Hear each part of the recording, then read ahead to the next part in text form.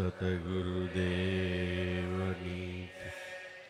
પોપટરામ બાપાની દુધેશ્વર માતની લાભેશ્વર નાથની ઉગમેશ્વર નાથની ઈર્ષાગર ભગવાનની સતગુરુદેવની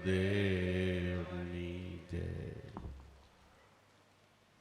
પરિબ્રહ્મ પરમાત્મા ભગવાન એક દ્રષ્ટિએ ખૂબ જ દયાળુ છે, બીજી દ્રષ્ટિએ જીવ જો અમુક પ્રકારના અપરાધ કે ગુનાઓ કરે તો એ અતિ ક્રૂર પણ થાય છે. ક્રૂર એટલે અંતરથી ખીજાઈને એ જીવને બદલો દેવો પડે એવા કર્મમાં મૂકે છે. એવા અસંખ્ય મહાપુરુષોના દાખલાઓ આપણા શાસ્ત્રોમાં છે. પ્રથમ સારરૂપે બ્રહ્માજીએ વેદની રચના કરી. વેદની અંદર કેવળ આત્મા પરમાત્માનું જ્ઞાન છે. જેની અંદર એવો સિદ્ધાંત મૂક્યો છે કે ભગવાન અવતાર ધારણ કરીને આવતા નથી, કારણ કે એવો નિરાકાર છે અને જેને આકાર નથી અવતાર ધારણ કરીને આવી શકે નહીં. ચાર વેદનું આ જ્ઞાન છે. ત્યાર પછી 6 શાસ્ત્રની રચના થઈ. શાસ્ત્ર એટલે જરાક અમથું. શાસ્ત્રોમાં ક્યાંક ક્યાંક એવો ઉલ્લેખ મૂક્યો કે જ્યારે એવો સમય આવે ત્યારે પરિબ્રહ્મ પરમાત્મા ભગવાન અકળ કળામાંથી કળારૂપ સ્વરૂપ ધારણ કરીને આ જગતની અંદર કામ કરવા માટે આવે છે. કામ કરીને પાછા કળકળામાં સમાઈ જાય છે. થોડીક વાત મૂકી, શાસ્ત્ર પછી 18 પુરાણની રચના થઈ. પુરાણની અંદર તો સ્પષ્ટ ઉલ્લેખ કરી નાખ્યો કે ભગવાન અવતાર ધારણ કરીને આવ્યા જગતમાં. અધર્મને ઓછો કર્યો, ધર્મનું ફરીવાર સ્થાપન કર્યું અને આખું લીલા ચરિત્ર જબરજસ્ત પુરાણમાં ગવાણું છે. પુરાણ એટલે ખાડો પીડ્યો હોય એમાં આપણે માટી પૂરીએ, આપણે એને પુરાણ કહીએ. એવી રીતે વેદ શાસ્ત્રની વાતોમાં જે ખાડો પીડ્યો આખો પુરાણે પુરાણ કરી દીધો. તો વેદે શાસ્ત્રોને પુરાણો ત્રણેયના મત અલગ અલગ વાત કરે, છતાંય આધ્યાત્મિક વાતમાં જાય તો છેલ્લે ત્રણેયનો એક જ સાર છે. એવી રીતે જગતના ધર્મો પોતપોતાનો મત ખેંચે છે. કોઈ કે ભગવાન આકાર રૂપમાં છે, કોઈ કે નિરાકારમાં છે અને કેવું કે ભગવાન આવતો જ નથી. છતાંય બધાની વાત સાચી છે. આકાર રૂપે જગતમાં આવે છે આપણે માટે. આકાર રૂપે આપણા સદગુરુ મળ્યા, એ આકાર રૂપે જગતમાં મળ્યા છે અને એને આપ્યું નામ. એ નામ નિરાકાર છે. આપણને 2 રૂપે પરિબ્રહ્મ પરમાત્મા સદગુરુ મળ્યા છે. આકાર રૂપે જોવાની ઈચ્છા થાય ત્યારે ગુરુમૂર્તિનું ધ્યાન કરો. અને આપણા શાસ્ત્રો કે ધ્યાન મૂલમ ગુરુમૂર્તિ. ધ્યાનનું મૂળ ગુરુમૂર્તિ છે. એનું ધ્યાન કરવાથી સદગુરુદેવની અંદર જે અનુભવ યોગ સત્તા છે, જેનું ધ્યાન કરો એ આપણી અંદર આવે છે. તો ગુરુમૂર્તિનું ધ્યાન કરવાથી એનું સામર્થ્ય સત્તા આપણી અંદર આવે છે. અને ગુરુ મહારાજ આકાર રૂપે છે, પણ એણે જે ભેદ બતાવ્યો એ નિરાકાર છે. સાવ ટૂંકી દ્રષ્ટિમાં જોઈએ તો આપણો દેહ આકારમાં છે, દેહની અંદર જે આપણો આત્મા છે એ નિરાકાર છે. પણ સિદ્ધાંત એમ કહે છે કે આકાર વગર નિરાકાર રહી શકતો નથી, નિરાકાર વગર આકાર રહી શકતો નથી. એટલે આત્મા વગર દેહ રહી શકતો નથી અને દેહ વગર આત્મા રહી શકતો નથી. બે વસ્તુ ઓતપ્રોત છે. છતાંય આપણને ન સમજાય તો એને માટે સદગુરુ મૂર્તિનું ધ્યાન કરો અને જગતમાં જેટલા સંપ્રદાય છે, જેટલા ધર્મ છે, બધાની અંદર ધ્યાનનું મહત્વ મૂક્યું છે. પછી પોતાના જે સંપ્રદાય ધર્મ હોય, જે ઈષ્ટદેવ હોય, એનું ધ્યાન કરવાનું. નરસિંહ મહેતા જેવાએ કીધું કે રાત્રે જારે પાછલી કટકડી, સાધુ પુરુષને સુઈ ન રહેવું. રાત્રે જારે પાછલી ખટકડી, ખટકડી એટલે 6 કડી 3 કલાક. સવારના 3 થી ઉઠીએ ત્યારે 6 વાગ્યા સુધી સાધુ પુરુષ એટલે આપણને કહે છે. જેને સાજ આવી કે હવે મારે શું કરવું, મનુષ્ય અવતાર સફળ કરવું, પોતે પોતાનો વિચાર કરવો હોય તો સૂઈ ન રહેવું. સૂઈ ન રહેવું તો કરવાનું શું કે નિંદ્રાને પરહરી સમરવા શ્રી હરિ. એક તું એમ કહેવું. નિંદ્રાનો ત્યાગ કરીને, પરહરિ એટલે એનો ત્યાગ કરીને સમરવા શ્રી હરિ. શ્રી એટલે કલ્યાણકારી. સર્વ જીવ પ્રાણી માત્રનું જે કલ્યાણ ઈચ્છે છે એ શ્રી હરિ છે. વેદનું એક વાક્ય છે કે સર્વ દિશાઓથી શુભ થાઓ. એટલે સદગુરુ મળ્યા પછી ફરતી બાજુથી કોઈ પણ ક્ષેત્રમાંથી આપણી સુખાકારી સદગુરુ ઈચ્છે છે. તો શ્રી હરિ એટલે આપણે માટે સદગુરુ પરિબ્રહ્મ પરમાત્મા સમરવા શ્રી હરિ. એક તું એમ કહેવું. મારા માટે ભગવાન પરિબ્રહ્મ પરમાત્મા તું એક જ છો, એવી રીતે આપણે એનું ગાન કરવાનું. જોગિયા હોય તેણે જોગ સાધવા, ભોગિયા હોય તેણે ભોગ તજવા. યોગ સાધતા હોય એને યોગની સાધનામાં વહેલા ઉઠીને ધ્યાન કરવાનું. ભોગિયા હોય તેણે, સંસારી લોકોએ 2-3 કલાક ભોગનો ત્યાગ કરવો. સુકવિ હોય તેને સદગ્રંથ વાંચવા, વેદિયા હોય તેને વેદ વિચારવા. સારા કવિ હોય, સમાજનું સારું ઈચ્છતા હોય તો એને સારા ગ્રંથોની રચના કરવી. જે ગ્રંથના વાંચનથી આપણા મનની અંદર ગડબડ મટી જાય. વેદિયા હોય તેણે વેદ વિચારવો. વેદનો અભ્યાસ કરતા હોય તેણે વેદનો વિચાર કરવો કે વેદ શું કહે છે. વેદનો અર્થ વદ. ધાતુમાંથી નીકળ્યો શબ્દ વદ એટલે બોલવું. આપણે જે બોલીએ છીએ આપણી અંદરથી આત્મા, આપણો પરિબ્રહ્મ પરમાત્મા ભગવાન બોલે છે. અને એને મહાપુરુષો કીધું બોલે એ બીજો નથી, છે પરિબ્રહ્મ પરમાત્મા પોતે.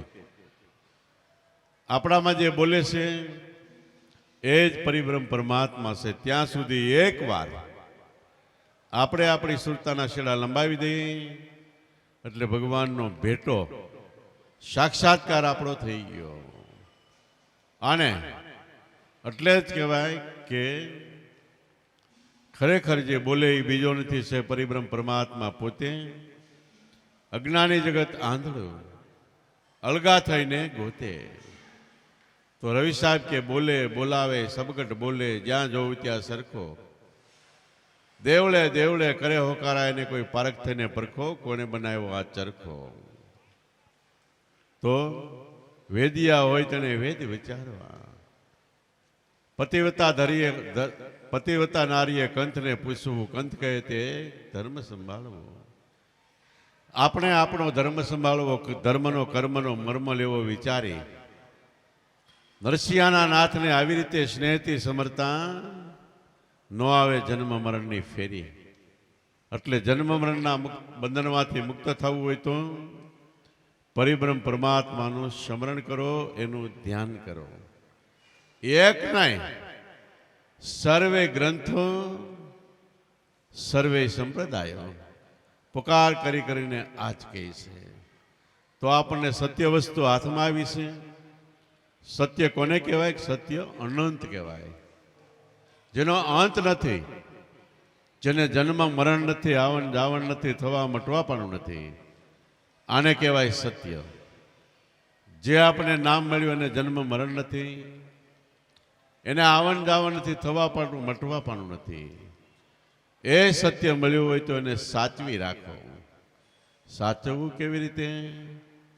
કે એમાં પરિપૂર્ણ શ્રદ્ધાને વિશ્વાસને ભાવ રાખો, તો તમે ખરેખર એને સાચવું કહેવાય. તો આવી રીતે મહાપુરુષોએ સત્ય સાચ્યું. ભલે પહેલા મૂર્તિ પૂજા કરતા હોય, નરસિંહ મહેતા જેવા પહેલા મૂર્તિ પૂજા કરતા. મૂર્તિ પૂજામાં પણ એવી ભાવના હતી કે આ મૂર્તિ નથી, ભગવાન છે. તો ક્યારેક ક્યારેક પૂજા કરે. પૂજા કરતા કરતા દેહ ભાન ભૂલી જાય એટલે મૂર્તિ સામે હસતી હોય, ધ્રુજતી હોય, વાત કરતી હોય, એમાં ચેતન એટલે જીવ હોય એવો અનુભવ થતો.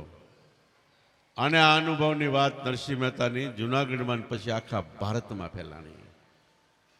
એ વખતે કબીર સાહેબની વેળા ચાલતી હતી. કબીર સાહેબ પોતાને આત્મજ્ઞાન થયું એટલે બીજાને આપવા માટે આખો ભારત દેશ ફરેલા. લંકા, પાકિસ્તાન, બ્રહ્મદેશ બધે ફરેલા. અને ફરતા ફરતા એકવાર જૂનાગઢમાં આવ્યા. એણે આ વાત સાંભળી. નરસિંહ મહેતાની પ્રગટ સામે મુલાકાત લીધી. મુલાકાતની અંદર કબીર સાહેબ કે મેં વાત સાંભળી તો તમારી સાથે ભગવાન વેણે વાતો કરે. વાત સાચી છે? તો કે હા. તો તમે જોયા હોય એ મને બતાવી શકો? કે હા. આજે સાંજે આરતી થાય તો તમે મારી બાજુમાં ઊભા રહેજો.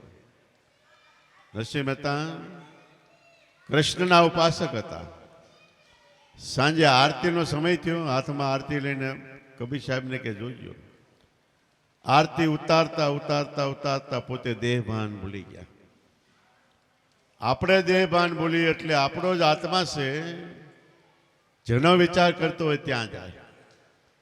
એમાં ચેતન એટલે જીવ પ્રગટે.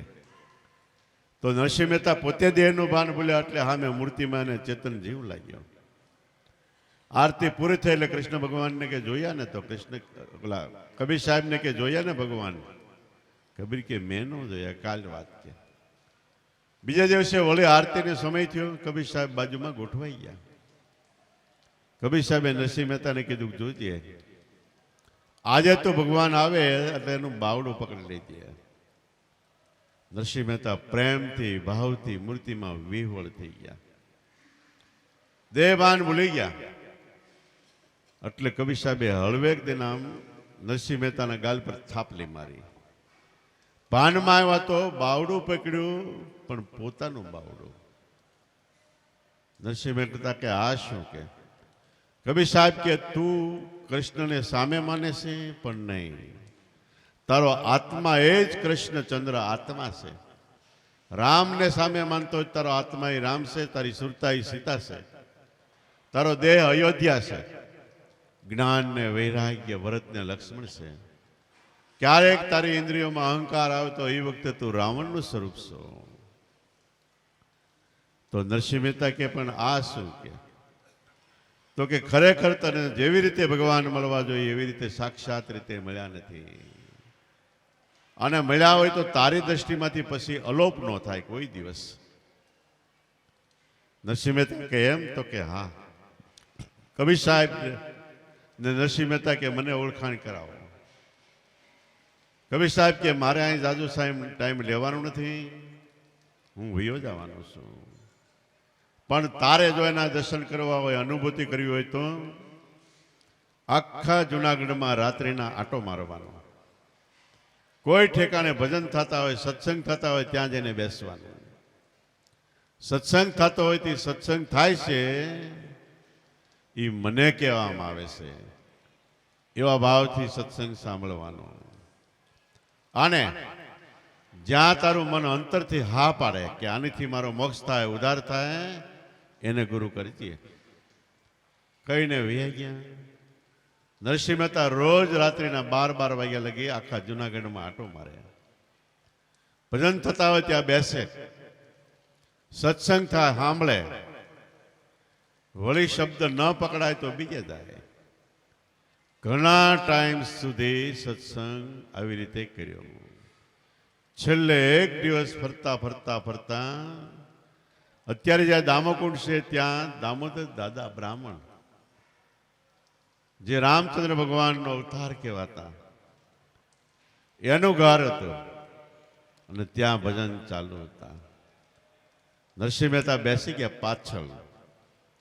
ભજન પૂરો થયા પછી દામોદર દાદાએ સત્સંગની શરૂઆત કરી. ભાઈઓ, આપણે જે ભજન ગાઈ છે એ ભજન આપણી અંદર, આપણી નાભી પરામાંથી એટલે શ્વાસમાંથી મેળાએ પ્રગટેલા ભજન છે. શ્વાસમાં મેળાએ ભજન ચાલે છે. એ કયું ભજન છે કે આત્મા પોતે પોતાનું ગાન કરે છે 24 કલાક. આઠે પર આપણે ભગવાનને ભજીએ, ભગવાન આપણને ભજે, ઉલટું ગાન થાય છે. 24 કલાક આપણા શ્વાસની અંદર પરિબ્રહ્મ પરમાત્મા આત્માનું નામ છે, ગાજા જ કરે છે, ગાજા જ કરે છે. એ નામ પ્રાપ્ત કરીને એ નામનું સ્મરણ કરવું, એ નામની માળા કરવી, એનું નામ સાચું ભજન છે. અને એ ભજનમાંથી આપણે ગાઈ વાક્યો સુંદર નીકળે છે. મૂળ ભજન તો તમારા અંતરમાં શ્વાસોશ્વાસ પ્રાણમાં ચાલુ છે. એવી એવી ઘણી વાતો કરી દામોદર દાદાએ. જેવી વાત ચાલે છે નરસિંહ મહેતાને ચોંટતી ગઈ હૃદયમાં.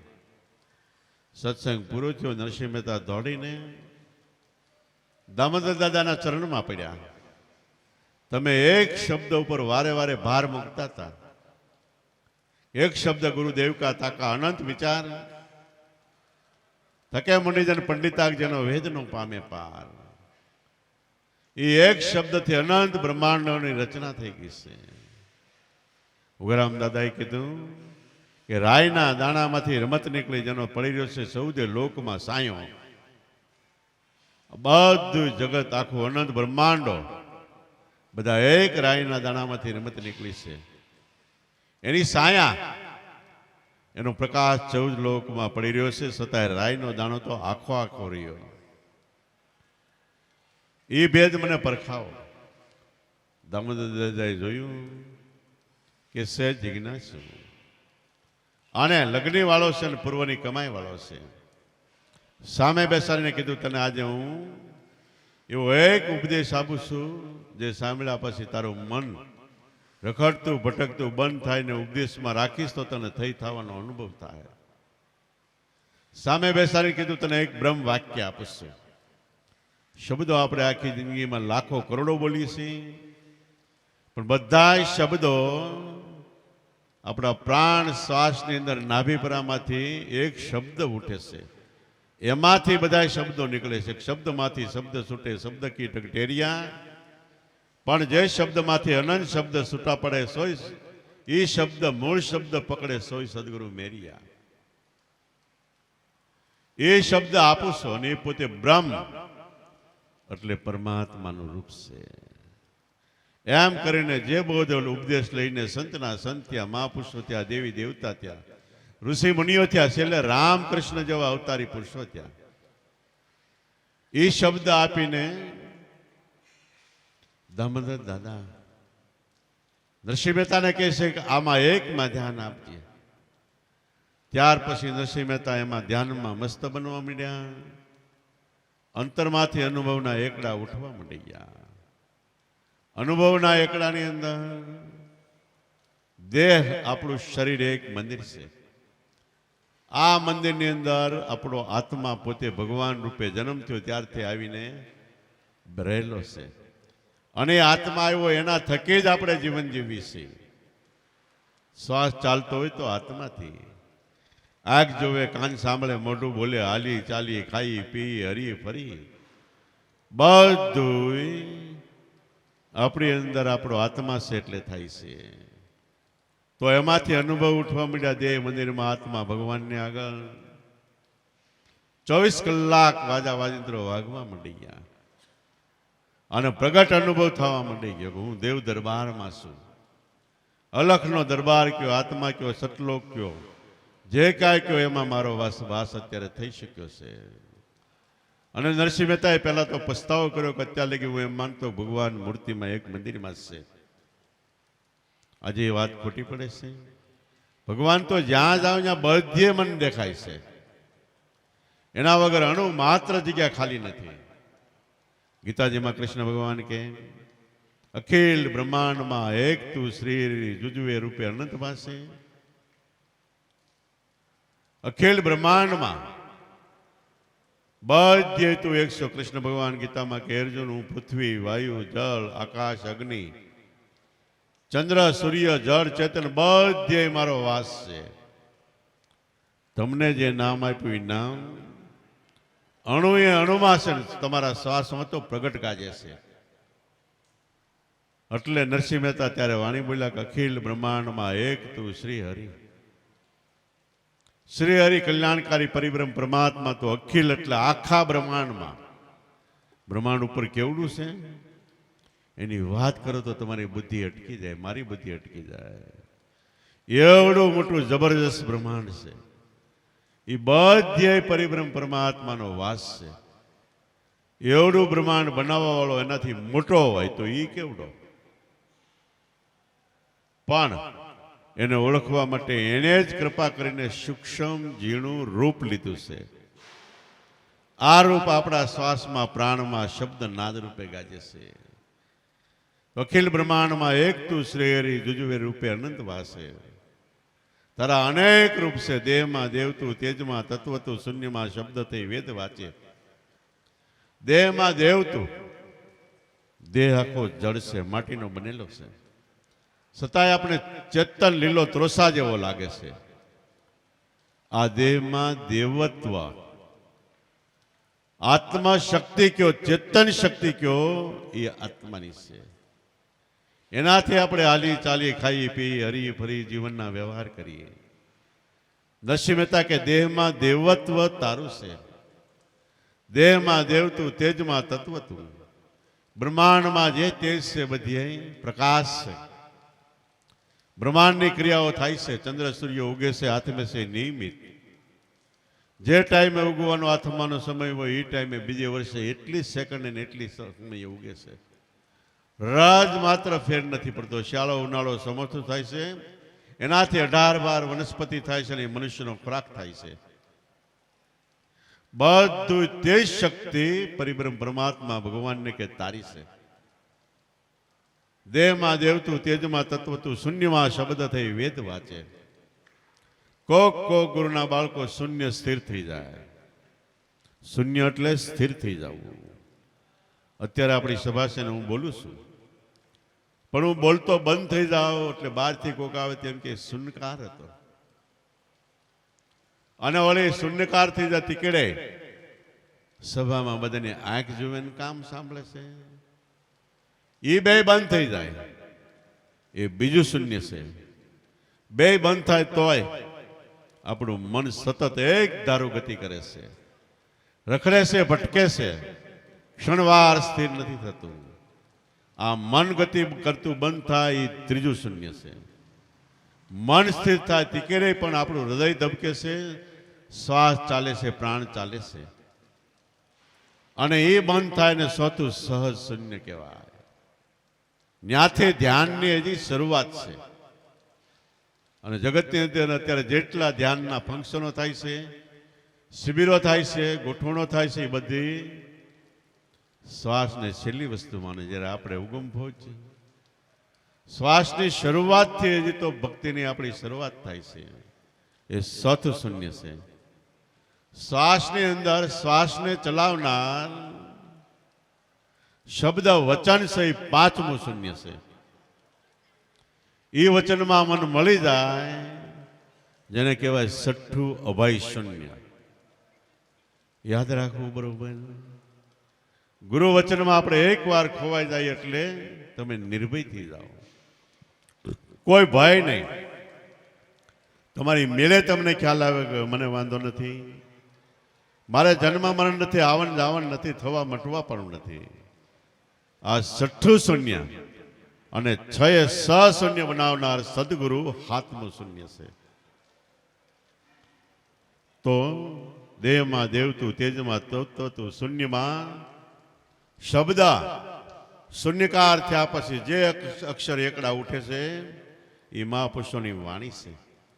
દેવવાણી કહેવાય, આકાશવાણી કહેવાય, ઓટોમેટિક પ્રગટેલી આપ લહી પણ કહેવાય. શૂન્યમાં એ શબ્દથી વેદ વાંચે, વિવિધ રચના કરી. પરિબ્રહ્મ પરમાત્મા આનંદરૂપ હતા, એકલા હતા. એને એમ થયું હું એકલો શું કામનો, એટલે એને એક અંતરથી સ્ફુરણ કર્યું કે એકોહમ બહુશ્યામી, હું એક સ્વામાંથી અનેક રૂપ મારાથી જાય. એક સ્ફુરણથી એક સેકન્ડમાં જમીન સ્માન આવા કરોડો બ્રહ્માંડની રચના થઈ. કીર્તનવાલા એમાં જે પુરવણી જરૂર હતી બધું કીર્તનવાલા કીર્તારા બધું પૂર્યું માલિપા. તો આવી રીતે ખરેખર એના એક સ્ફુરણથી આટલા અનંત બ્રહ્માંડોની રચના થઈ ગઈ. કેવો પછી જાણવો હોય તો તમારા દેહ મંદિરમાં તમારા સદગુરુ જેવો, અને બીજી રીતે કહે તો એને આપ્યું વચન એ રૂપે એનું છે. શૂન્યમાં શબ્દથી વેદ વાતે વિવિધ રચના કરી, અનેક રસ લેવા ફરી. શિવથી જીવ થયો એ જ આશે. આત્મા શિવ સ્વરૂપે છે, પણ ઇન્દ્રિયોમાં આવ્યો શા માટે? કે રસ લેવા માટે. વળી વેદ તો એમ વધે શ્રુતિ સમૃદ્ધિ શાખ દે, કનક કુંડળ વિશે ભેદ ન હોય. વેદ શાસ્ત્ર પુરાણો બધા પુકાર કરી કરીને કહે છે, પણ આપણી દ્રષ્ટિએ તો કનક અને સોનું અને કુંડળ એટલે એનો ઘાટ, બેમાં ભેદ નથી. કુંડળમાં હોનું જ છે, હોનું કાઢી લ્યો એટલે કુંડળ રહેતું નથી. એમ આત્માના દેહ બે જુદા છે, છતાં બે એક રૂપે છે. દેહમાંથી આત્મા કાઢી લ્યો એટલે દેહ નથી, અને આત્મામાંથી દેહ કાઢી લ્યો એટલે આત્મા નથી. આ બે ગાંઠ ઓતપ્રોત એક ધારે આપણા જીવનમાં પડી રહેલી છે. આપણે જે વાત કરી રહ્યા છીએ અને કૃષ્ણ ભગવાને ગીતામાં અર્જુનને યોગ કીધો છે. તું યોગી થઈને તું તારા આત્માની ઓળખાણ કર, અને એ થવા માટે કાયમ માટે અભ્યાસની, ધ્યાનની જરૂર છે. કાયમ માટે ભજન સત્સંગની જરૂરિયાત છે. કારણ કે આપણો જીવડો કેટલાય જન્મથી આ જગતની અંદર ભટકતો રખડતો, કેટલાય ઝાલા દાખરા આટી નાખ્યા, કેટલી પ્રકારના ભોગ ભોગવા, કેટલું ખાધું, કેટલું સાંભળ્યું, કેટલું જોયું. બધું આપણા અંતરના ચિત્રમાં ખડું કરી દીધું છે. અંતરમાં બધું પિક્ચર ચિત્ર ઉતરી ગયું છે. જેટલું હેરાફેરા બધું આપણા ચિત્રમાં લખાઈ ગયું છે. આ બહારનું ચિત્ર જેટલું અંતરમાં આવી ગયું ભૂસાઈ નહીં ત્યાં સુધી અંતરનું ચિત્ર ઉપસે નહીં. ફરીવાર મનની અંદર કરોડો જન્મની કેસેટ બહારથી અંતરમાં ટેપિંગ થઈ ગઈ છે. એ નહીં ભૂસાય ત્યાં સુધી અંતરનું સાચું ચિત્ર, આત્મ સ્વરૂપ પરિબ્રહ્મ પરમાત્મા ભગવાન આપણી સાથે છે, એ ચિત્ર ઉપસશે નહીં. એટલે એ ઉપસાવવા માટે કાયમ ભજન સત્સંગની જરૂર છે. કાયમ મનને સત્સંગનો ઘસારો થાય તે ધીમે ધીમે ધીમે ધીમે મન સાફ થતું જાય. લોઢું હોય લોઢું, એની ઉપર કાટ હોય, કાટને કાઢવો હોય તો સરાણે સડાવવું પડે. સરાણે સડાવો એટલે કાટ ધીમે ધીમે નીકળી જાય છે. એમ મન લોઢા જેવું ભયંકર નિષ્ઠુર છે. એની ઉપર કામ, ક્રોધ, મદ, મોહ, લોભ, ભ્રમણા ઇત્યાદિ કાટ સડી ગયો છે. એને કાઢવા માટે સત્સંગ રૂપી સરાણે સડાવવાની જરૂર છે. અને સરાણે સડશે એટલે મન ઉપરથી કામ, ક્રોધ બધા દૂર થતા જાય. તો મન છેલ્લે શું રહે? મેં નહીં. મન એટલે મેં, હું કાંઈ નથી. જેમ ડુંગળીનો દડો લ્યો હાથમાં, એક ફોતરું કાઢી નાખો, બીજું કાઢો, ત્રીજું કાઢો, ચોથું કાઢો, પાંચમું કાઢો. ફોતરા કાઢતા જ જાઓ, છેલ્લે ડુંગળી નહીં રહે. એવી રીતે મન ઉપર સંકલ્પ, વિકલ્પ, વિચારો હટાવતા જાઓ તો છેલ્લે આપણું મન નહીં રહે. એને માટે આ સત્સંગ ભજનના અભ્યાસની કાયમી જરૂર છે.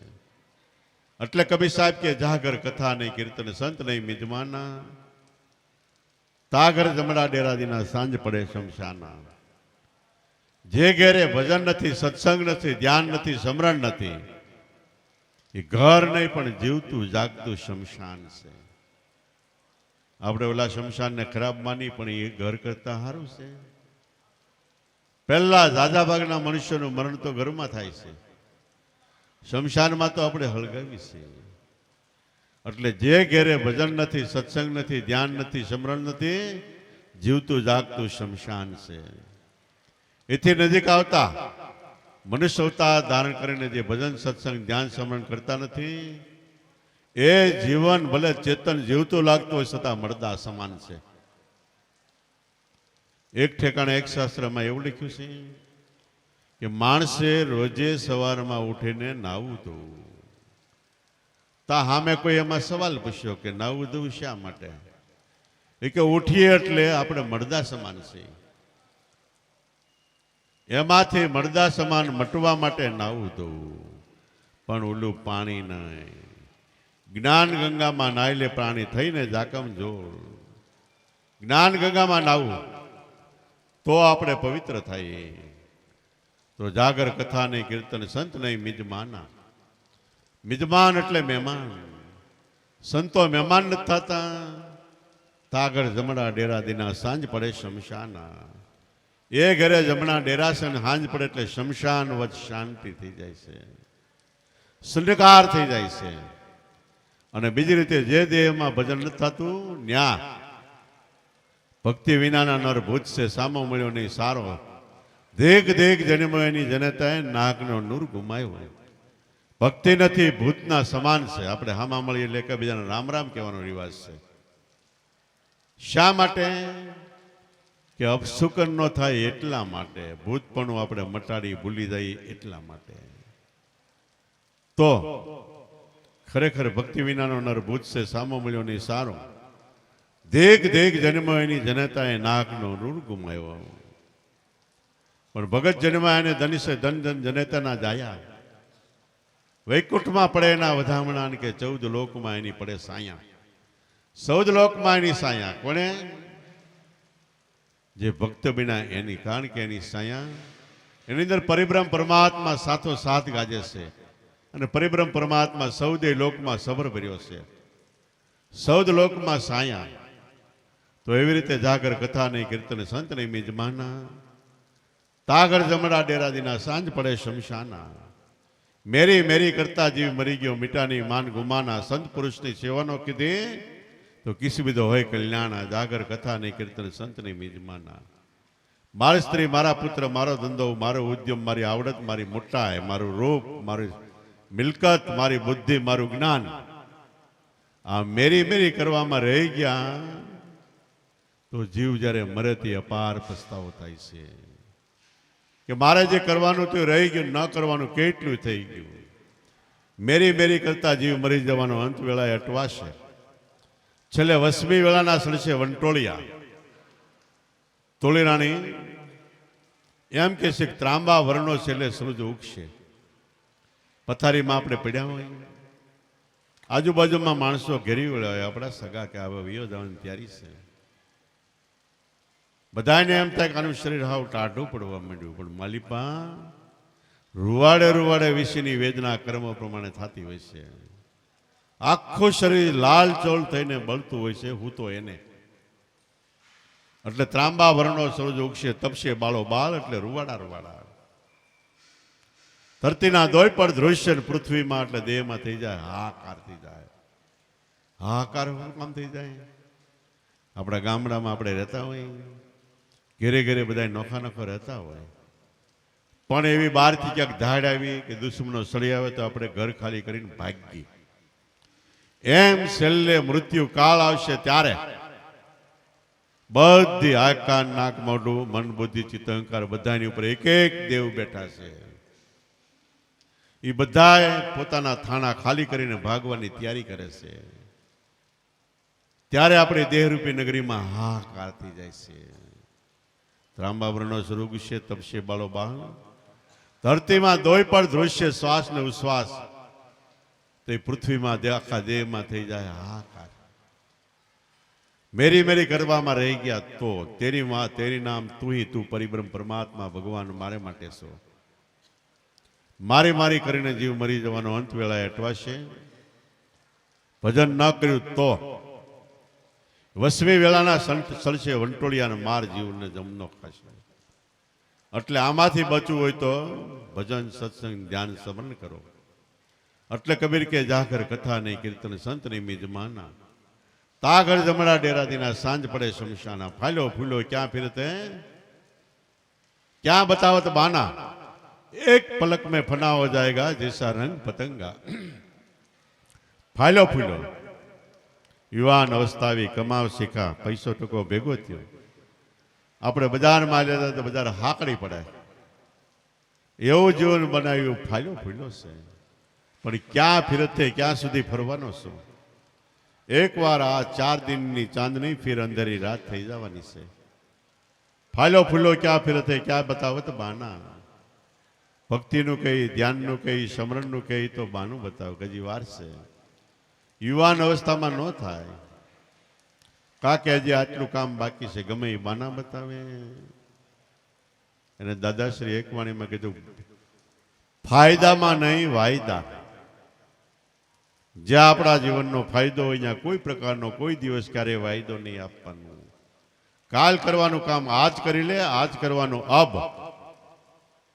પલમાં પરલય હોય ગઈ બહુરીન કરેગા કબ.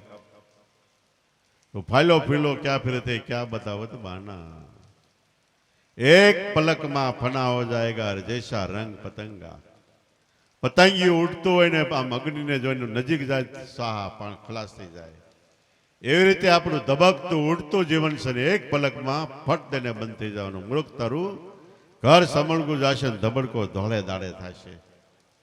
જગતમાં ધોળો દિવસ છે ને આપણે ધડ દઈને અંધારું થાય. થવાનું છે એ જરૂર છે, પણ થયા પહેલા આપણા દેહ મંદિરમાં આત્મા સૂરજ સમાન પરિબ્રહ્મ પરમાત્મા અખંડ ઉજાસ વાળો છે. એની અંદર જાય તો અંજવાળું છે. અંજવાળું અંજવાળું અંજવાળું. ગુરુજી તમે આવ્યા ને અમારે અંજવાળું અખંડ અંજવાળું છે. એ કરવું હોય તો કાયમ માટે પ્રભુ ભગવાન પરિબ્રહ્મ પરમાત્માનું ભજન કરવું. જો વાયદા મારવા મર્યા તો એક વાર વાયદા મારવા વાળો હોયો જવાનો છે. ત્યારે છેલ્લે જીવને પાર પસ્તાવો થવાનો છે કે યુવાન હતો એટલે જુવાન હતો. સત્સંગ મળતો હતો, ભજન મળતું હતું, સારો સમય હતો, ભજન થઈ શકે, ધ્યાન થઈ શકે એવું મારું સ્વસ્થ ઇન્દ્રિયો અને જીવન હતું. છતાંય ભજ્યો નહીં તો છેલ્લે પસ્તાવો થાય કે ભજવા ટાણે ભજ્યો નહીં. આ દુઃખ કોને જઈને કહ્યો? જમડા આવશે જ્યારે જીવને લેવાથી ફૂટેશ તારો હૈયો, મૂર્ખ સમયો તારો વાસીદામાં ગયો. જમડા જીવને લેવા આવશે તે ફૂટીશ તારો હૈયો. હવે શું કરવું? આવડા આગળ પકડશે ને ધબધબાટી મારશે. નકર જમ એવી કોઈ વસ્તુ નથી. પણ આપણા ને આપણા કર્મ આપણને જમ જેવા લાગે છે. અને એ આપણા કર્મને આપણને બીક લાગે છે ને બીકમાં ને બીકમાં જીવડો આપણી દેહરૂપી નગરીમાં આ ઘેરેથી આ ઘેરે, આ ઘેરેથી આ ઘેરે દોડવા જ મંડી જાય. ગામડામાં બારવટિયા હોય તો આપણે ભાગવા માંડીએ, એવી રીતે જીવડો ભાગવા માંડે. ભાગતા ભાગતા છેલ્લો શ્વાસ પૂરો થાય, જે ઠેકાણે ગયો એવો અવતાર થાય છે. આંખમાં જો મન રહી ગયું તો પતંગિયા જેવા જળહળતા જીવડા જેવો અવતાર થાય છે ને દડો દાડ અગ્નિમાં હોમાઈ જાય છે. કાનમાં જો મન રહી ગયું, જીવ રહી ગયો ને આપણો પ્રાણ ગયો તો રાતે અમુક ઝાડવા ઉપર એક ધારી સીણી સીણી સીણી સીણી સીણી સીણી તમરી બોલતી હોય એવા જીવડાઓમાં અવતાર થાય છે. અને નાકમાં જો મન રહી ગયું અને પ્રાણ ગયો તો સાણની અંદર કીડા થાય એવો અવતાર થાય છે. ઇન્દ્રિયોમાં મન રહી ગયું તો ભયંકર રાક્ષસો જેવું જીવન થાય છે. શ્વાસમાં મન રહી ગયું તો રાજા થાય છે. સૌથી છેલ્લે ગુરુ વચનમાં મન રહી ગયું તો યોગી થાય છે. જન્મતા વેત સિદ્ધ આત્માનું અનુસંધાન થયું હોય એવી અને અંતરની અંદર સૂઝબૂઝ આવે છે. એટલે કેવી રીતનું જીવન બનાવવું, આપણે શું કરવું એ આપણા હાથની વાત છે. સ્વતંત્ર છે, પણ આપણે ઉપયોગ કરીએ તો ફાલ્યો ફૂલ્યો ક્યાં ફિરતે ક્યાં બતાવત બાના, એક પલકમાં ફના હો જાएगा जैसा रंग पतंगा, जागर कथा ने कीर्तन संत नहीं मिजमाना, तागर जमला डेरा दिना सांझ પડે શમશાના. આવી સ્થિતિમાં પસાર ન થવું હોય તો ભજન કરો. 84 માં ન જવું હોય તો ભજન કરો. 84 ના દુઃખ સહન ન કરવાય તો ભજન કરો. વળી આગળ કે સત્ય ભક્તિ, સત્ય જ્ઞાન પ્રેમ ને ભક્તિ, સત્ય નામ નિશાના, વ્રેહ વૈરાગે ગુરુગમ જાગે, ઈસ વિધ હોય કલ્યાણા. ભક્તિ એટલે ફક્ત નાવું ધોવું પૂજા પાઠ કરી લેવા, અડધી કલાક કલાક અને પછી 23 કલાક ઊંધે માથે હાલવું, એ નામ ભક્તિ નથી. ભક્તિની સમજણ જો અંતરમાં આવી તો આપણી 10 ઇન્દ્રિયો નિર્મળ પવિત્ર બની જાય. આપણું આખું જીવન પવિત્ર બની જાય. બીજી ભાત પડી જાય કે વાલમ રહે ને આ ક્યાંથી નિશા કે બીજી ભાત પડી. એનું નામ ભક્તિ છે. ભક્તિ એટલે જગત જે અત્યારે માને એવી રીતે નહીં, તો બહારનો ઉપચાર છે. એકવાર ભક્તિ અંતરમાં સંતરે તો બીજી ભાત પડે છે. જીવનનું આખું પરિવર્તન થઈ જાય છે. ત્યાર પછી મન જગતના કોઈ રોગ રાગમાં રાચે નહીં. કેવળ ફક્ત અંતર ધ્યાનની અંદર 24 કલાક ગળા ડૂબ રહે છે. સત્યનામ નિશાના, આ ભક્તિ કરવાનું નિશાન. એનો મૂળ સાધન કે મૂળ ભક્તિ જ સત્ય નામ છે. કબીર સાહેબ કે ખરેખર ભક્તિ, ભક્ત, ભગવંત અને ગુરુ, ચતુર્થ નામ વપુ એક. 4 નામ છે પણ વપુ શરીર એક છે. ઉનકે પદ વંદન કરું નાસે વિઘ્ન રે. ભક્તિ આપણે કરી રહ્યા છીએ, શ્વાસોશ્વાસનો ભજનની ભક્તિ. ભક્તા ભજવા વાળા આપણે. ભક્તિ ભક્ત ભગવંત એટલે ભગવાન આત્મા, એ આપણે. અને ગુરુ એ આપણા જ. ચારેના 4 શરીર છે એમ આપણને લાગે, પણ વપુ એક શરીર છે, બધા એક રૂપે છે. એવી રીતનો ભાવ દ્રઢ થયો. ઉનકે પદ વંદન કરું નાસે વિઘ્ન અનેક. એ પદમાં વંદન કરો તો આપણા બધા વિઘ્ન, મુશ્કેલીઓ સંસાર વ્યવહારની તો વહી જાય, પણ ભક્તિ કરવાની મુશ્કેલીઓમાંથી આપણે મુક્ત થાય છીએ. તો આવી રીતે સત્યનામ નિશાના. બીજી રીતે કહી તો ભક્તિ નામનું નિશાન મળે ત્યારથી પછી શરૂઆત થાય છે. વ્રેહ વૈરાગે ગુરુગમ જાગે, ઈસવિદ હોય કલ્યાણા. વ્રેહ એટલે એકદમ તાલાવેલી, એકદમ લગ્ની. કેવી લગ્ની કે ખાવું પીવું મને કાંઈ ન ભાવે, મારી નૈણી નિંદ્રા નો આવે, હું રાત કાઢું છું જાગી જાગી, ગુરુજી મારું ઘાયલ મન બની ગયું વૈરાગી. પ્રેમની બરસી વાગી, અમને શબ્દની બરસી વાગી.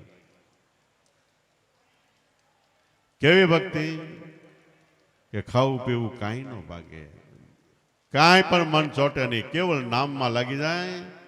એનું નામ ભક્તિ છે. વ્રેહ વૈરાગ્ય, તીવ્ર વૈરાગ્ય. આપણે અત્યારે બેઠા હોય, મન આપણું સંસાર વ્યવહારમાં હોય ને રાગીપણાના બંધન કહેવાય છે. આમાંથી થોડોક ઊંચા જાય, હૃદયમાં ભગવાન પ્રતિ પ્રેમ પ્રગટે એને કહેવાય અનુરાગ કહેવાય છે.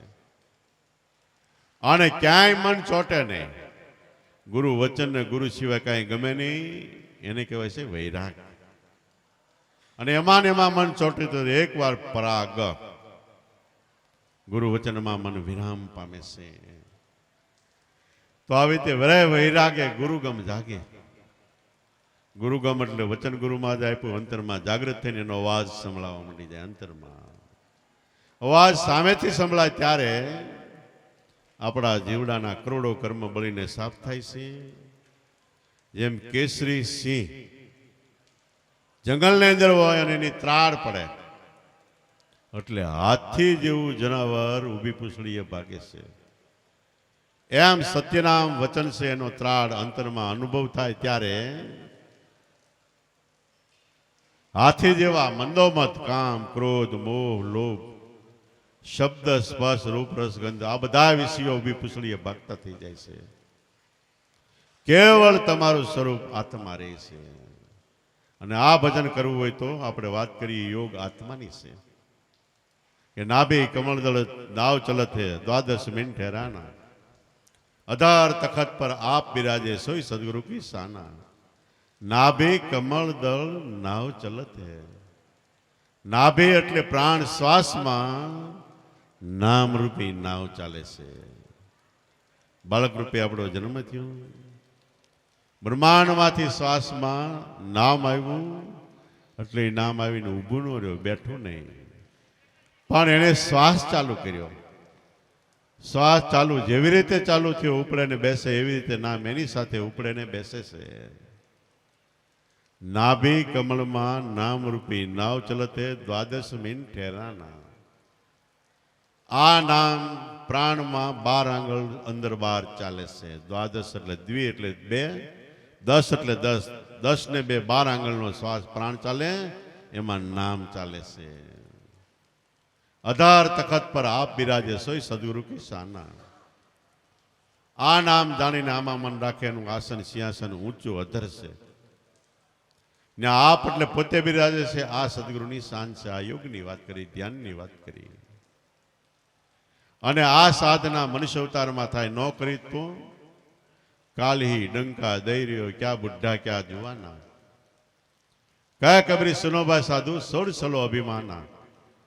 જાગર કથા ને કીર્તન સંત ને મિજમાના, તાગર જમણા દીના દેના દીના, સાંજ પડે શમશાના. કાલહી ડંકા દઈ રહ્યો, 24 કલાક કાળ એક ધારો આપણી ઉપર ડંકો માર્યા કરે છે. ધીમે ધીમે ધીમે ધીમે આપણે આયુષ્ય રૂપી દોરીને ખેંચ્યા જાય છે અને વિટાયેલી દોરીને એકવારી ખલાસ કરી દેવાનો છે.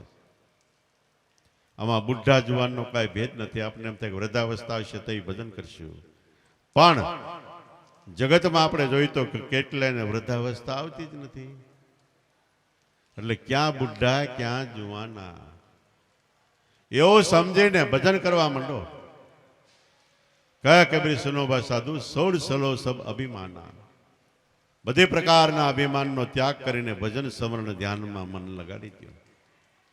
જગતમાં દરેક મનુષ્યોએ આ જ ભલામણ કરી છે અને આ ભલામણ કરીને દરેક મહાપુરુષો સંતો થયા છે. ગમે દેશકાળમાં જન્માયો, ગમે ત્યાં રહ્યા હોય, ગમે ત્યાં મોટા થયા હોય, ગમે એ કર્મ કર્યા હોય, પણ યાદ રાખો ભજન બધા એક જ કર્યું છે. અને ઘણા ઘણા સંતો તો ક્યાંયથી ક્યાંય રહેવા ગયેલા હોય, કેટલું ફર્યા હોય. આપણે જેને કૃષ્ણ ભગવાન કહીએ, ગોકુળમાં જન્મ્યા, મથુરામાં મોટા થયા, વચ્ચે થોડોક ટાઈમ કુંજ ગલીમાં રહ્યા અને કે વ્રજમાં લીલા કરી.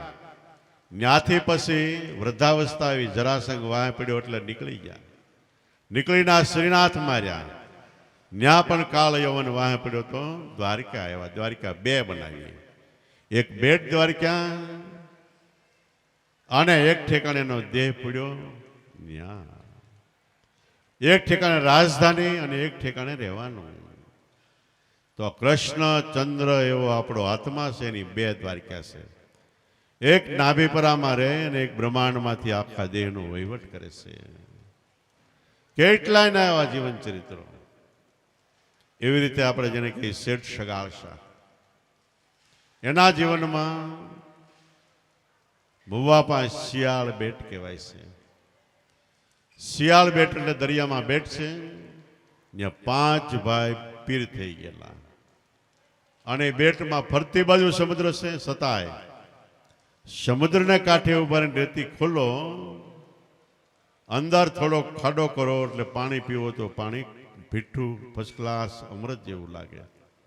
દરિયો અડોડ છતાંય પાણી મીઠું. આખા શિયાળ બેટમાં ગમે ત્યાં કૂવો ગાળો મીઠું પાણી આવે. આમ કેમ કે સંતો મહાપુરુષોના જીવનની રેણી કેણીનો પ્રતાપ છે. ગમે એવા કડવા ઝેર જેવા હોય એને મીઠા બનાવી દે છે. તો ત્યાં શેઠ સગાળશાનો જન્મ થયેલો. માતા પિતા પણ સંસ્કારી હતા.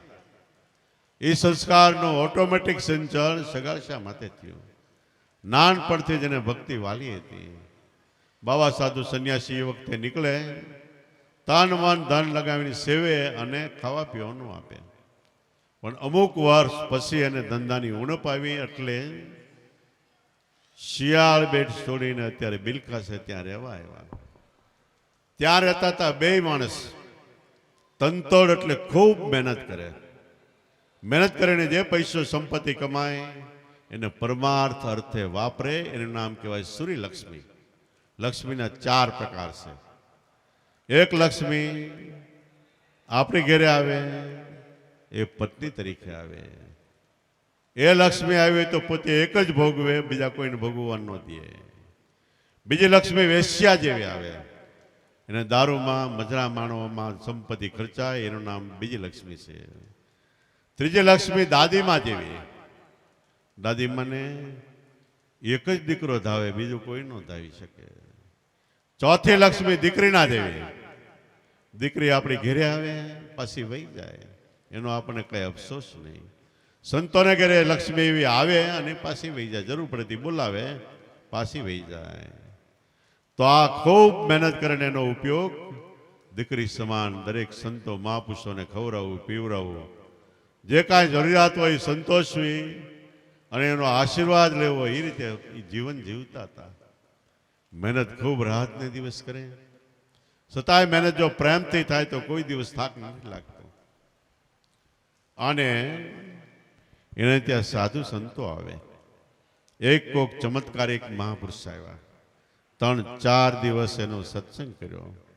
સત્સંગની અંદર સાધુ કહે છે કે ભાઈ, અનંત સત્ય એ તારો આત્મા છે, તારી અંદર છે, તારી સાથે છે.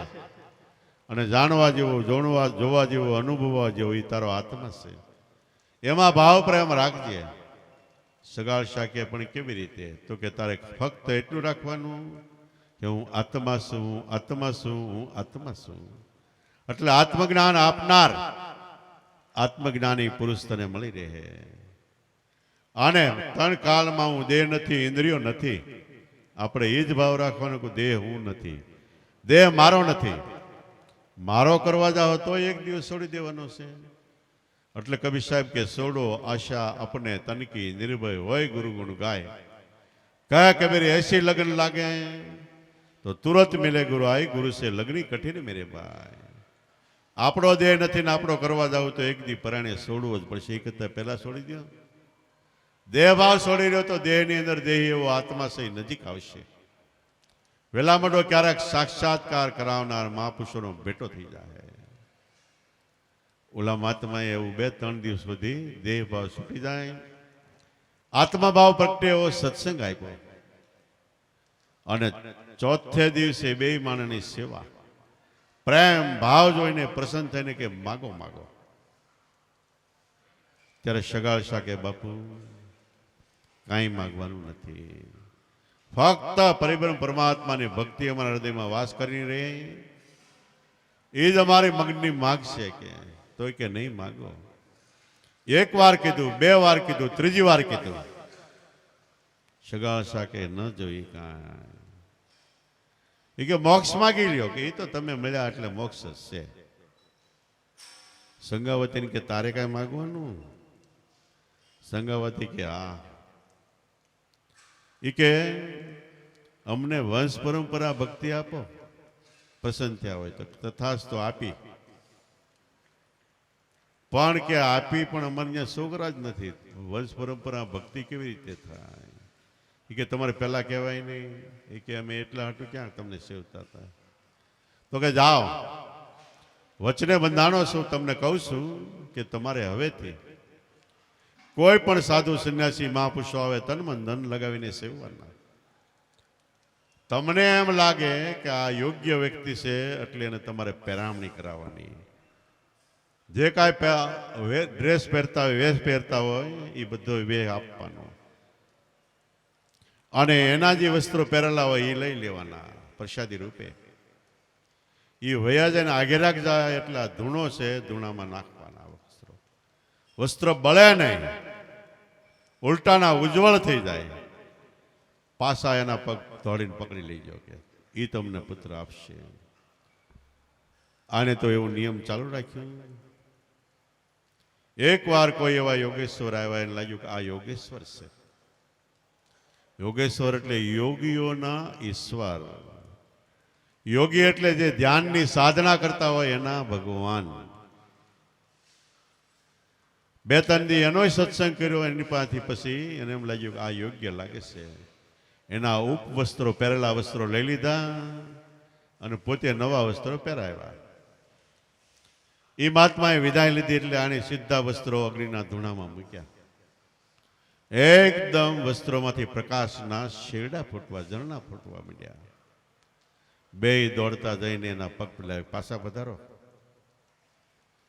પાછા પધરાવા ઘેરે અને કીધું તમે આ પુત્ર વરદાન એ કે તમારે ત્યાં 10મે મહિને પુત્ર થશે, જાઓ. કહીને વ્યા ગયા. એ કોણ હતું? ગોરખનાથના શિષ્ય હતા. એને ગોરખનાથ પાસે જઈને કીધું કે મેં એક વ્યક્તિ શેઠિયાને પુત્રનું વરદાન દઈને આવ્યા છે. ગુરુમાં તમે વરદાન એનું પૂરું કરો. ગોરખનાથ કે તને કોણે ડાયો કર્યો તો પુત્ર વરદાન આપવાનું? એ કે પણ મારું હૃદય એની સેવાના ભાવથી દ્રવી ગયું, પીગળી ગયો, ઓગળી ગયો, ગળી ગયો, એટલે મારેથી વરદાન અપાઈ ગયું. કે મેં તને આજ્ઞા નથી કરી. કે ગુરુ આજ્ઞા વગર, બાપા દાદા ને ઉગારામ દાદા કહેતા, કોઈ પણ પ્રકારની તમારામાં શક્તિ આવે તો એનો કોઈ દી ઉપયોગ નહીં કરવાનો. ગુરુ આજ્ઞા વગર બોધ એટલે ઉપદેશ પણ બીજી વ્યક્તિને કોઈ દી અપાય નહીં. દાદાશ્રીની ટપાલ પણ છે, એની અંકમાં પણ આવેલી કે ગમે એટલા ગુણ સંસ્કાર હોય છતાંય ગુરુ આજ્ઞા ન હોય તો તમે ઉપદેશ ના આપી શકો. ઉપદેશ કોઈ જેવી તેવી વસ્તુ નથી. તને ક્યાં કીધું? બાપુ પગમાં પડી ગયા, પ્રાયશ્ચિત કર્યું. તો કે હવે તું જ જા. તો કે ફરી વાર એની ઘેરે ગયા. ઘેરે જઈને કે હવે મેં વરદાનમાં હા પાડી છે એટલે પુત્ર રૂપે તમારે ત્યાં હું જ આવીશ. સમર્થ ગુરુ મસંદાર નાથનો ચેલો છું એટલે હું આવું તે મારું નામ ચેલિયો રાખજો, ચેલો રાખજો. વરદાન આપ્યું. 10મે માસે પુત્ર થયો. ચેલો ચેલો ચેલો કરતા કરતા ચેલિયું નામ થઈ ગયું. પણ આપણામાં કહેવત છે મોરના ઈંડાને ચિતરાવવા ન પડે.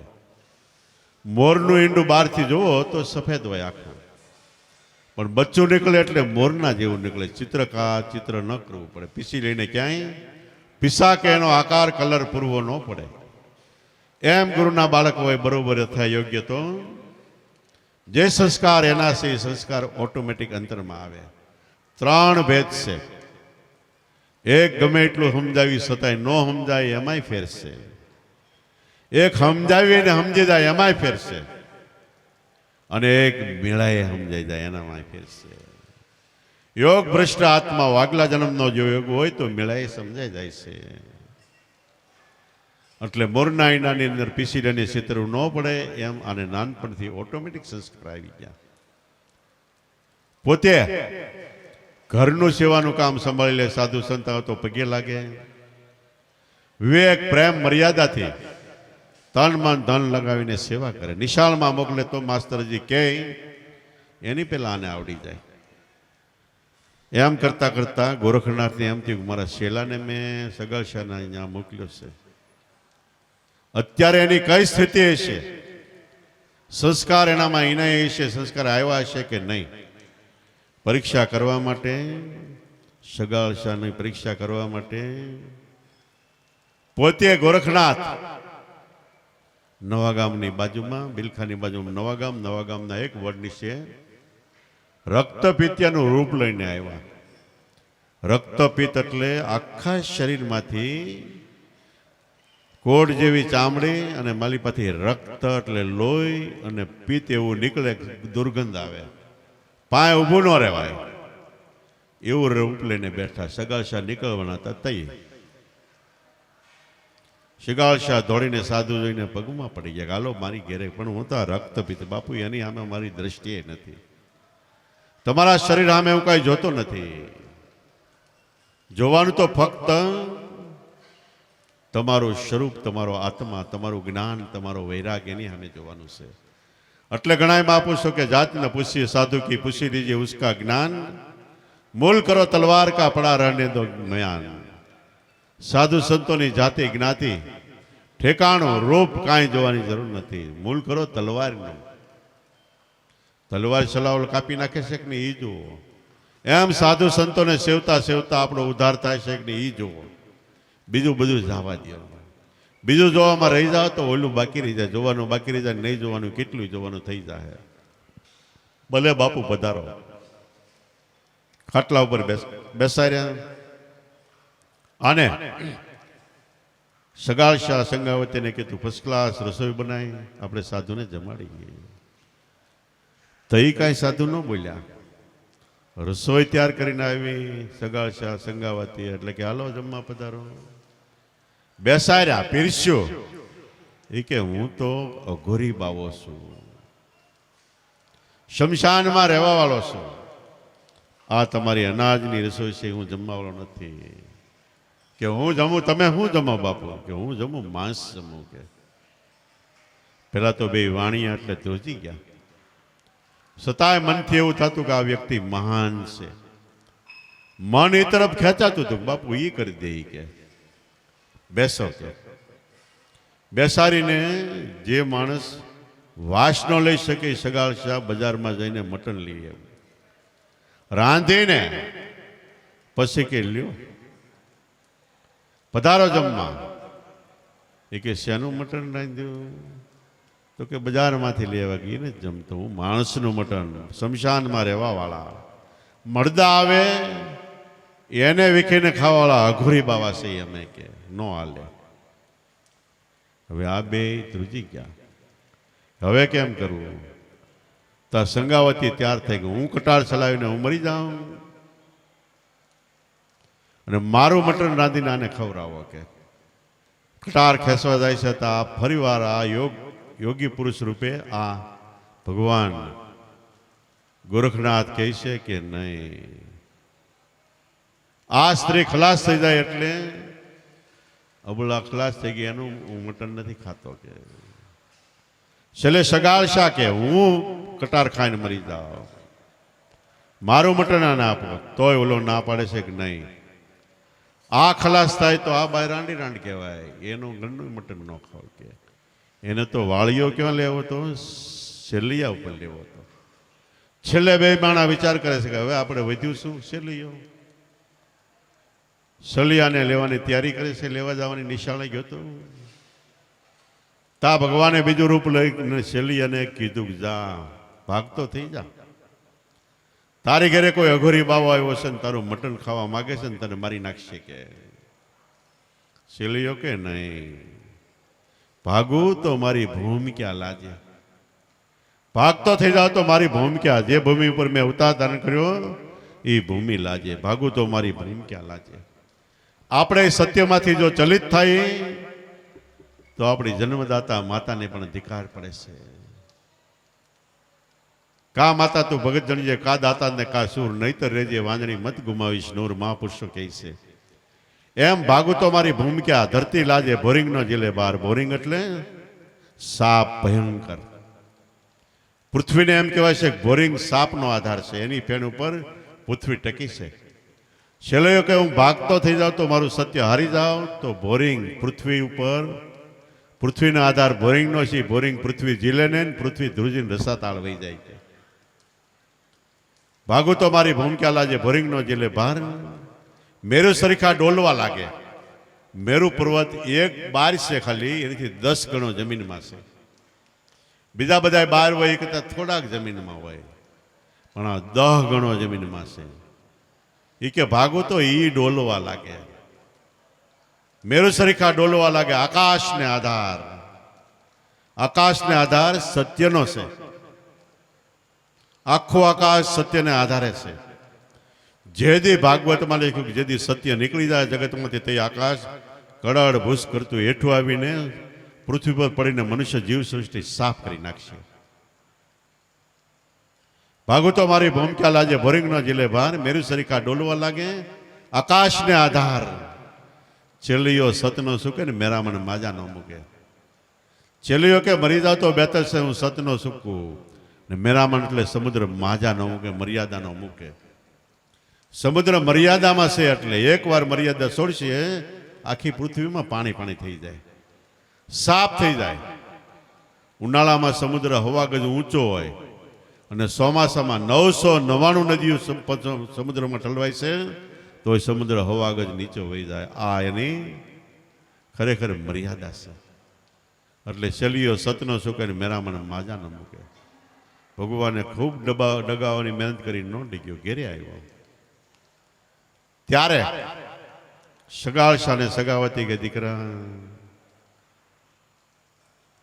ન થવું જોઈએ છતાંય થાય એવું થાય. સાહેબ ચેલ્યું કે બોલો ભાઈ, એ કે આ સાધુને જમાડવા માટે તું કામ આવી જાશો કે? એ કે બાપુજી કાંઈ વાંધો નહીં, મમ્મી કાંઈ વાંધો નહીં, બા કાંઈ વાંધો નહીં. કે મારું મટન ખવાતું હોય ને સાધુ એક જમતા તૃપ્ત થતા હોય તો આ દેહની કોઈ કિંમત હેસિયત નથી. પરમાર્થ અર્થે આ દેહ ખપી જાય તો મને ઉલટાનો આનંદ છે. જમતા રહ્યા ધડ મસ્તક જુદા કર્યા. અને સંગાવતીને એમ થયું કે શેલીઓ મારે એકનો એક દીકરો એટલે મસ્તક એને એમ ટાંગી દીધો, કાયમ જોવા થાય. કે ધડ રાંધીને તૈયાર કર્યું, હાલો જમવા. એ આમ કીધું તા બોલે કીધું કે આ શું કામ રાખ્યું? કે હજી તને આમાં મોહ છે? કે એને રંધાવી નાખ્યું. પછી કે હાલો જમવા. કે તમારે ત્યાં બીજો પુત્ર છે? છોકરો નહોતો કે હું વાંજિયાનું ખાતો નથી. તે સંગાવતી હાથમાં કટાળ લીધી, કટાળ લઈને પેટ ઉપર મારવા જાય કે મને હજી 5 મહિનાનો ગર્ભ છે. કે તા ભગવાને હાથ ચાલી લીધો.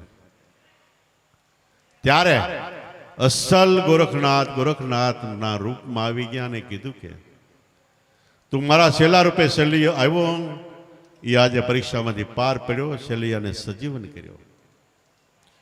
તો ભક્તિ એનું નામ છે કે કદાચ માથું દેવાનું થાય તો આપી દે, એનું નામ ભક્તિની ભક્તિ. અત્યારે તો એવું નથી થતું, પહેલા એવું ઘણા નહીં થતું. ઘણા વેચાઈ ગયા, ખંડાઈ ગયા, રાજપાટ મૂકી દીધા, કટારીઓ ચલાવી, ઉગાડે પગ્યા જંગલમાં 12-24 વર્ષ ફર્યા.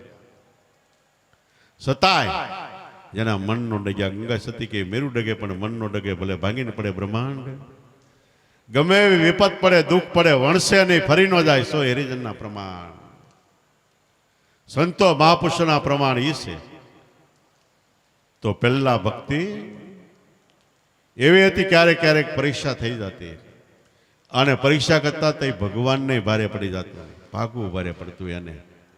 એવા એવા ભક્તો દ્રઢ મનોબળવાળા, આત્મશક્તિવાળા થયા.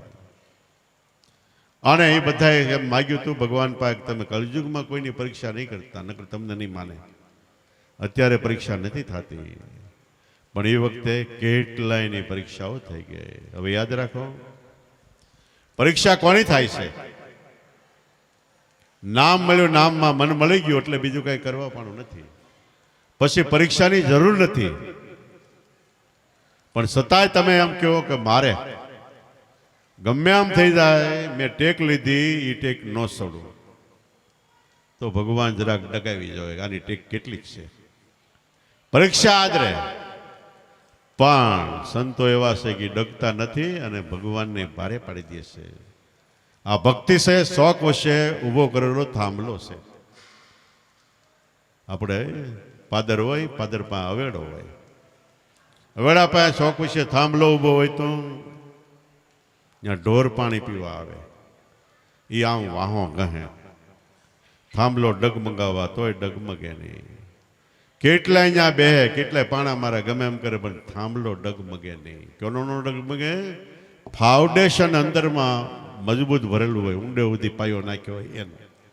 તો ઊંડે સુધી પાયો નાખો. ઊંડે સુધી પાયો એટલે વર્તમાન રેણી કેણી, દયા, દીનતા, અધીનતા, પ્રેમ, શ્રદ્ધા, વિશ્વાસ, નમ્રતા, સહનશક્તિ, સેવા, સત્સંગ, સમરણ, વિવેક, વિચાર, જ્ઞાન, વૈરાગ્ય, આવા સંસ્કારો એ પાયો આપણો મજબૂત છે. એને કદાચ ગમે એટલો તે થાંભલાના 5 જણા ભેગા કરીને આમ ડગમગાવે તો ડગે નહીં.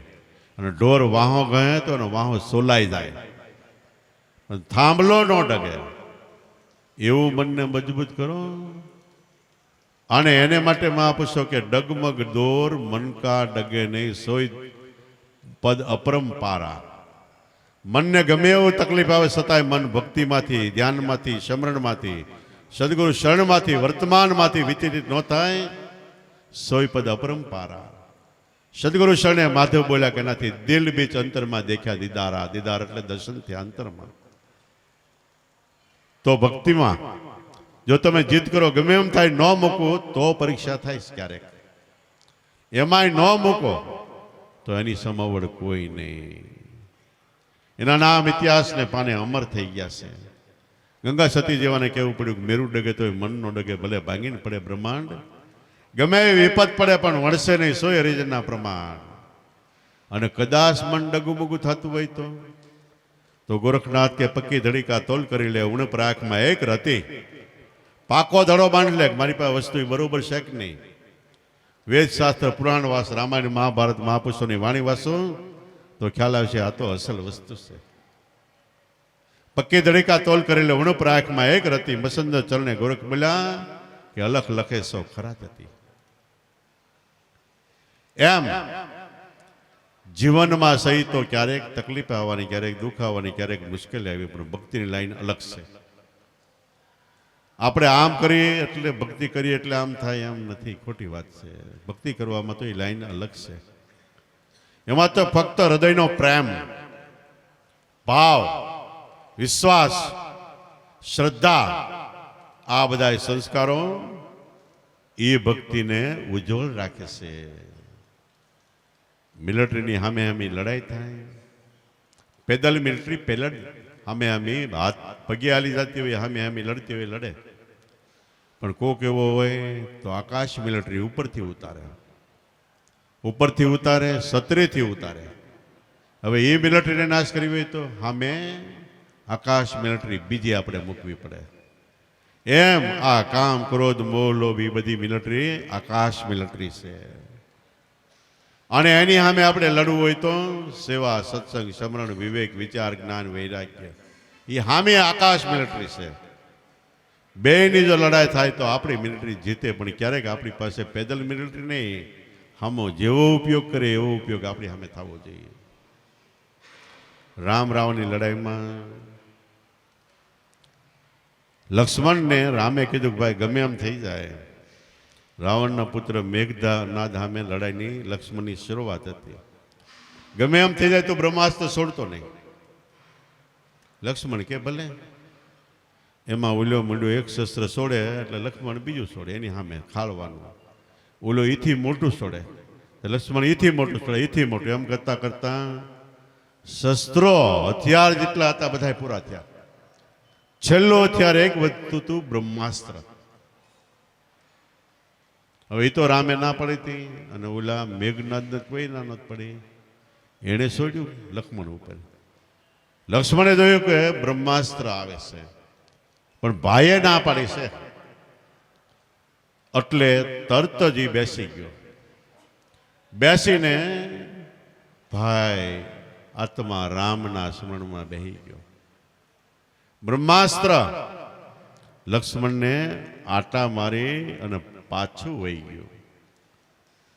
તઈ ઓલો મેઘનાદ ધ્રુજી ગયો કે મારી પાસે જે મિલિટરી છે એની કરતા આની પાસે કંઈક બીજી શક્તિ છે, બીજી મિલિટરી છે. કઈ કહેવાય? અત્યારે લડાઈમાં મિસાઇલોની તાકાત કરતા કરતા કરતા છેલ્લે એક લેસર બીમ આવે છે. એ મૂકો એટલે લેસર દેખાય નહીં અને સામેના વાહનને ઉડાડી નાખે. એમ લક્ષ્મણ પાસે પ્રેમનું લેસર મિશન હતું. રામ એટલે આત્મા રામમાં પ્રેમનો દોર બાંધી લીધો તો ગમે એ શસ્ત્ર અસ્ત્ર પાછો વળી જાય. દોડતો દોડતો બાપ રાવણ પાસે જઈને કે બાપુજી બાપુજી બાપુજી. રાવણ કે પણ શું છે સોટ્યો શું કે લડતો લડતો આ શું કામ આવ્યો? એ કે પણ આપણે જેની સામે લડાઈ આદરી કોઈ માણસો નથી, એ નારાયણ હોય કે શેષ હોય. રાવણ કે તને કોણે કીધું કે? એ કે મારું બ્રહ્માસ્ત્ર પાછું ગયું, આપણે એની સામે જીતાય નહીં કોઈ દિવસ. કે બ્રહ્માસ્ત્ર કોઈથી પાછું ન વળે, એક નારાયણથી અને એક શેષ બેથી જ પાછું વળાય. કે તે રાવણ કે ગાંડો થામા, આપણે કદાચ હારી જાવું તોય એના માથે મરવાનું, તોય આપણે જીતી ગયેલા, જીતી જવું તોય આપણે જીતી ગયેલા. લડાઈ કરી જા ભાગ. તો એમ આપણા જીવનમાં આધ્યાત્મિક જ્ઞાનની અંદર કદાચ આપણે પાછા પડશું તો એને અમે કૃષ્ણ ભગવાને ગીતામાં કીધું કે અર્જુન, યોગ ભ્રષ્ટ આત્માઓનો યોગ ફરીવાર પરિપૂર્ણ હું કરાવશું. આ આત્મજ્ઞાનની સાધના કરતા કરતા તમે કદાચ ચલિત થઈ જાઓ તો પણ બીજે જન્મે આત્મ સ્વરૂપે કોઈ સંત રૂપે હું તમારો યોગ ફરીવાર પરિપૂર્ણ કરાવીશ. તો કાયમ માટે આ ક્ષેત્રમાં પગ મૂક્યો તો કોઈ દિવસ ક્યારેય પાછું ન પડવું. બાજી એને હોપી દો, એ સર્વ પ્રકારની બાજી સંભાળનાર, સર્વ પ્રકારના શસ્ત્ર એની પાસે છે. એની પાસે શસ્ત્રો સેવા કોઈ પાસે નથી. મહાભારતના યુદ્ધમાં બે પક્ષના બાટણી એટલે વહેંચણી થતી હતી કે આટલા આટલા યોદ્ધા આ બાજુ, આટલા લડવી આ બાજુ, આટલા લડવી આ બાજુ. તો દુર્યોધન જબરો તો 11 શ્રેણી સૈન્ય લઈ લીધું. એક અક્ષરણી એટલે હવામણ તલના દારા થાય એટલા માણા. 11 અક્ષરણી સૈન્ય લઈ લીધું પાંડવો પાસે. આ પાંડવો પાસે 7 અક્ષરણી આવ્યું. તોય ભીમ કે આપણી પાસે 7 અક્ષરણી. ધર્મરાજા કે ભાઈ કાંઈ વાંધો નહીં, કૃષ્ણ આપણી બાજુમાં છે ને. ભાગ પાડતા પાડતા પાડતા બધા એકાબીજા જાતા છેલ્લે કૃષ્ણ વધ્યા. તો ભીષ્મ પિતાએ દુર્યોધનને કીધું કે જોજે કૃષ્ણ આપણી બાજુ ખેંચજે, કૃષ્ણ જેની બાજુ હશે એ જીતશે. કે એને કૃષ્ણ અવતારી છે, ભગવાન છે એવી ખબર હતી. તે બેયની ભાગ મોટાઈ થઈ. બે બાજા, દુર્યોધન અને અર્જુન. ઓલો કે મારી બાજુ, ઓલો કે મારી બાજુ. તા કૃષ્ણ કે આમ રવા દો, કાલ સવારમાં હું રાતે હુઈ જાઉં, સવારે ઉઠું પેલો મારી પાસે આવે એની બાજુ હું જાઉં. કે તે અર્જુન તો સાંજે ટેસ્ટ થઈ ગયો કે આપણા સહી ક્યાં જવાના છે. કૃષ્ણ આપણા સહી ક્યાં જવાના છે. એટલે એ તો હુઈ ગયો અને દુર્યોધન આખી રાત નો હૂતો. સવારે વહેલો જઈને કૃષ્ણ હૂતા હતા. એ તો જાગતો જ તો કે આ દુર્યોધન આવ્યો, પણ હૂતા હોય આખી વિશે એવો ડોળ કર્યો. એટલે દુર્યોધન માથા પાસે આવીને બેસી ગયો. કૃષ્ણ વાટ જોવે કે હાલો આ અર્જુન કઈ આવશે, કઈ આવશે, કઈ આવશે. અર્જુન તો મોડો મોડો નિરાતે આવ્યો. આવીને બેઠો પગ પાસે, પગના અંગૂઠા પાસે. તા કૃષ્ણ ઉઠ્યા. લે અર્જુન તું પેલો આવી ગયો? દુર્યોધન કે નહીં, પેલો હું આવી ગયો કે હું આ વહેલો આવીને બેઠો છું. આ તો હજી આગળ જ આવ્યો. કે ના ના કૃષ્ણ, એટલે કૃષ્ણ કે પેલો મેં આને જોયો ને કે પાછા બાજ્યા. તે કૃષ્ણ કે એમ કરો કે મારું આખું યાદવ કુળ દુર્યોધન કે તારી બાજુ અને હું એકલો પાંડવો બાજુ જાઉં. કે અને 18 દિવસનું યુદ્ધ થાય એમાં હથિયાર કોઈ જાતનું પકડાય નહીં. ઓલો ખુશ થઈ ગયો. દોડતો દોડતો ભીષ્મ પિતા પાસે જઈને કે આપણે જીતી ગયા. ભીષ્મ પિતા કે કેમ? કૃષ્ણ કોની બાજુ ગયા? કે એ પાંડવો બાજુ ગયા. કે પણ આપણે જીતી ગયા. ભીષ્મ કે કેમ? તો આખું યાદવ કુળ આપણી બાજુ આવ્યું છે લડાઈમાં. અને વળી કૃષ્ણ લડાઈમાં હથિયાર નથી લેવાના. કે કોઈ શસ્ત્ર નથી લેવાના. કે હાથમાં હથિયાર નહીં પકડાય. ભીષ્મ કે ડાયનો થામા, એની પાસે એવા ગુપ્ત હથિયાર છે એ તારી પાસે નથી. એમ પરિબ્રહ્મ પરમાત્માની અકલ કળા છે, એની પાસે ગુહ્ય ગુપ્ત વિદ્યા છે એવી જગતમાં કોઈ પાસે નથી.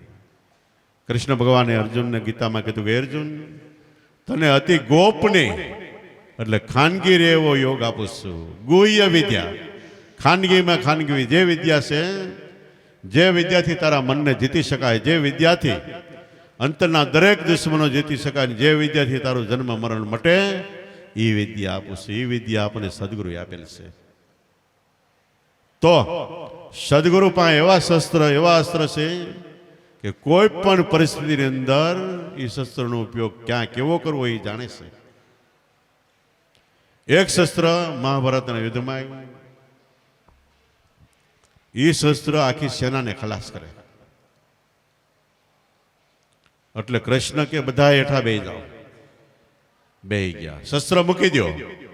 શસ્ત્ર મૂકી દીધો. એ શસ્ત્રની મર્યાદા એવી હતી કે નિશસ્ત્ર, જેના હાથમાં હથિયાર ન હોય એની ઉપર કામ ન કરે. આપણે હેઠા બેહી જઈએ અને આપણું ડાપણનું શસ્ત્ર મૂકી દઈએ એટલે હામાવાળાનું ગમે એ શસ્ત્ર કામ ન કરે.